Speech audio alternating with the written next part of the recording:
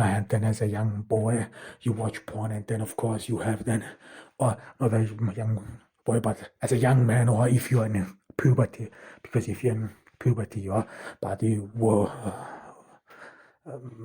goes through changes, hormonal changes, and then of course you watch mostly as a adolescent porn, especially if it is free accessible.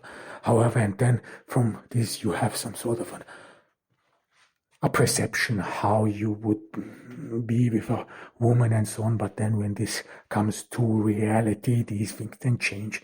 Then you did not expect this and so on. So that is even because we all talk about Britney Spears in the media. There was even a movie from Britney Spears in my youth.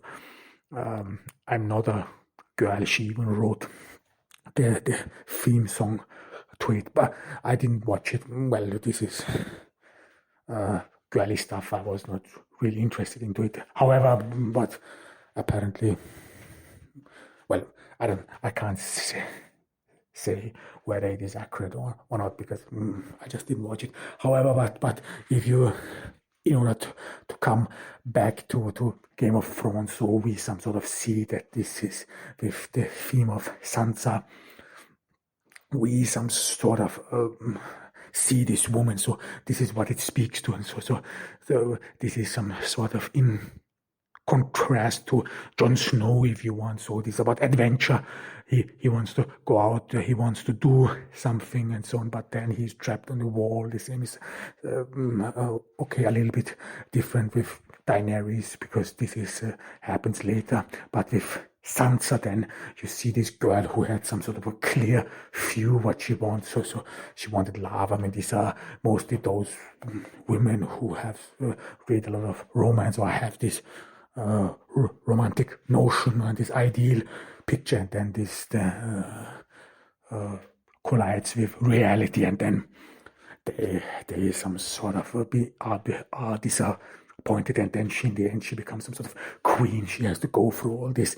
I mean, this is not meaning that every girl or every young woman goes through rape, not at all, but this is rather meant for disappointment. This is what many women actually have. I mean, I heard a lot of girls or women talk when I was in school. So that man would be a disappointment and so on. But this is, as a man, you have this as well. I mean, if you are with a girl, then of course disappointment is a big part of your.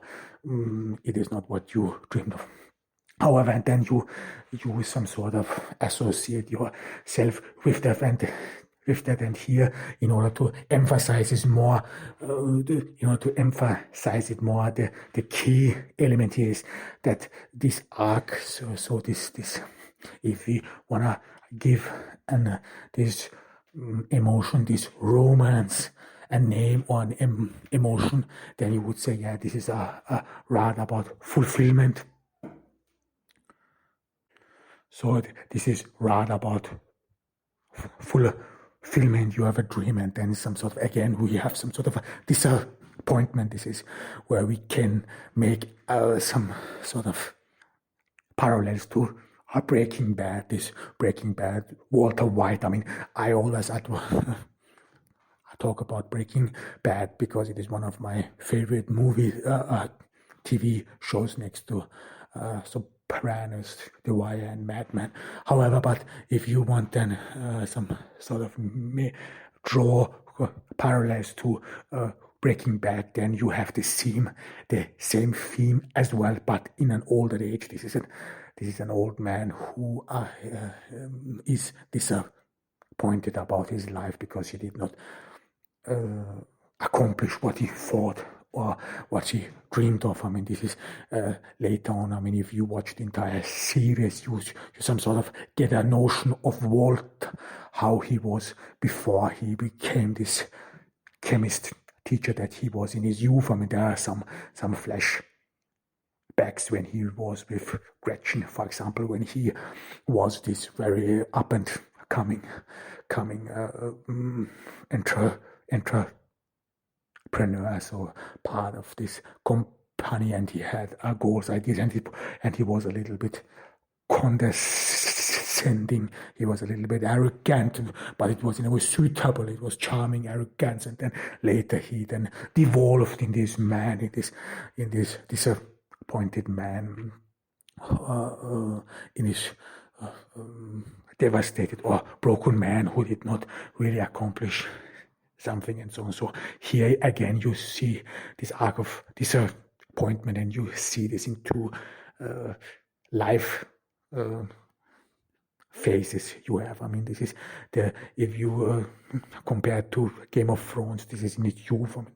This is, you would rather say this is puberty, or through puberty. I mean, you go through this transformation, and you are one of those people who know exactly what they want, or think that they know, and they think that this what they want would be available in reality, would be available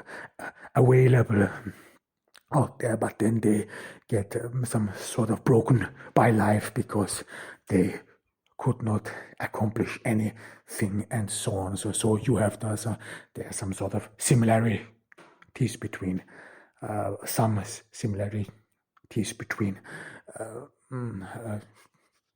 Breaking Bad and as well as Game of Thrones. And again, these similarities are important because people then understand these characters. People like these characters or dislike these characters because in honor you have in Game of Thrones honor, so family is very important in Game of Thrones, especially for Sansa and the family of Stark, and this is what you have in Breaking Bad as well. As I mean, Walt does it partially for the thrill, but he always in a way justifies it, that he wants to leave something for his family, wants to leave something for his children, even though his children, especially Walt Jr., then later, again, spoiler alert, doesn't really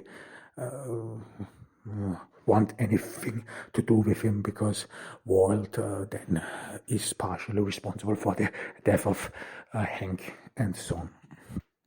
I mean, of course, maybe I should not, why it is inappropriate to say spoiler alert when if we talk about Breaking Bad, because the series, I think, I don't know how old this series is, but it is already a couple of years old. This is something I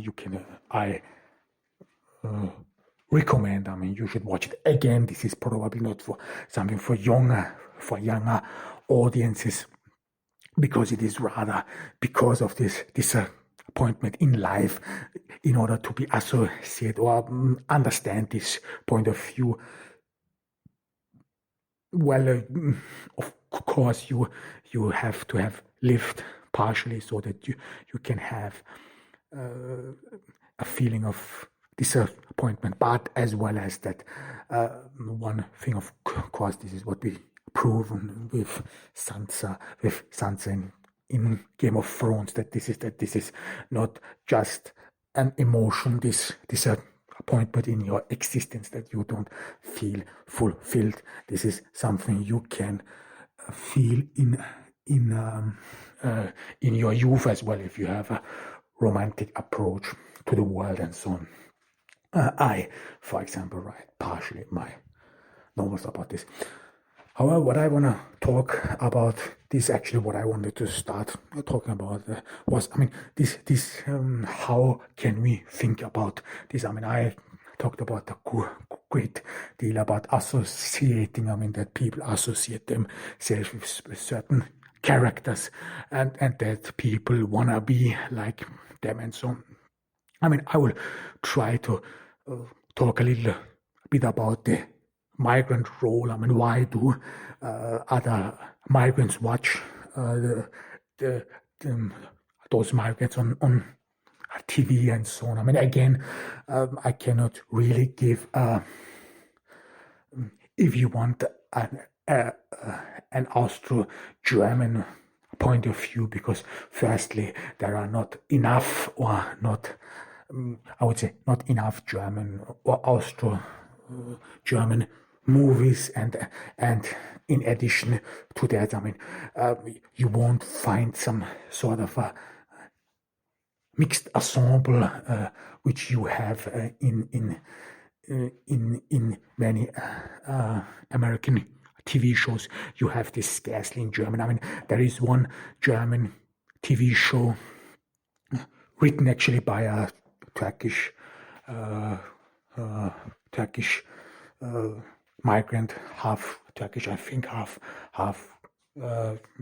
German, Boradat Tekin. This is a very good, for German circumstances, a very good TV show. This is Türkisch für Anfänger.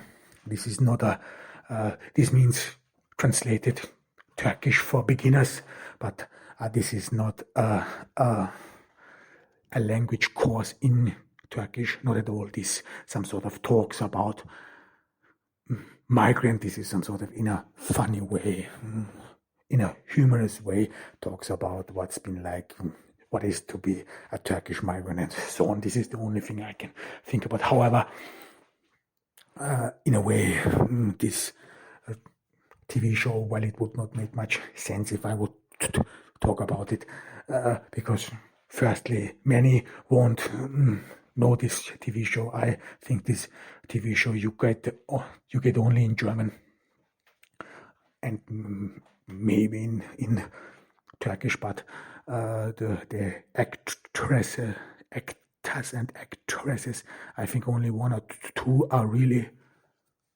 Turkish. The rest are from all other nationalities. However, but it would just not make sense if I would talk about this. Of course, it would be interesting talking about a migrant perspective. Well, of course, this is not possible. However, what I want to talk about is partially in Grey's Anatomy, about the representation of black doctors. I did not watch the entire series. I only watched the first 7 or 8 seasons, so I will rather confine my analysis there. I don't know whether it changed later or not, but if you see in the first season of Grey's Anatomy, those who know this series, this is pretty much known. However, in the first season, you have some sort of doctors which are some sort of ahead of their game. This is, of course, the chef, the boss. This is Dr. Weber, and he's black. Then his second in command, Dr. Burke, and then you have Miranda Bailey. So she's some sort of an intern and so on, but very qualified and so on. So now we have to think about one thing, what we talk about here. Why do these people speak to other people? Because you can see, especially in Grey's Anatomy, this is an ensemble. This is an ensemble TV show, which means again that all these actors who play in this TV show are meant to gather viewers within the population show, because you have the Irish, you have the Italo-Americans, and so on and so on. So, well, if you only see what character type every one of these actors or characters on the TV show represent, then the goal is clear, that you want to have get recognition in the society, in those viewers. You want to make viewers associate with them and so on. So why we have here 3 black characters, or let's say Afro-American, and they are all geniuses. Well, they're smart, they're witty, they're intelligent. Of course, you would assume you're in a racist society. Well, again, I mean, racism is always a big issue. What is racism? Who is racist? And are there really